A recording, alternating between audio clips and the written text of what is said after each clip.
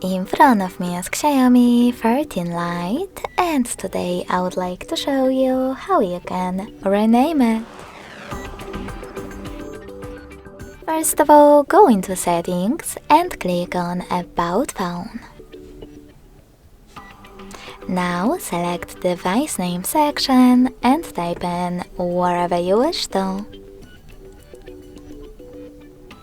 like Snow. In order to discard your name, click on this X at the top left corner. If you wish to save it though, click on the check mark at the top right one. So when I do that, as you can see, name of my Xiaomi has changed. Thanks so much for watching. If you enjoyed this video, smash that like button, comment and subscribe. Bye!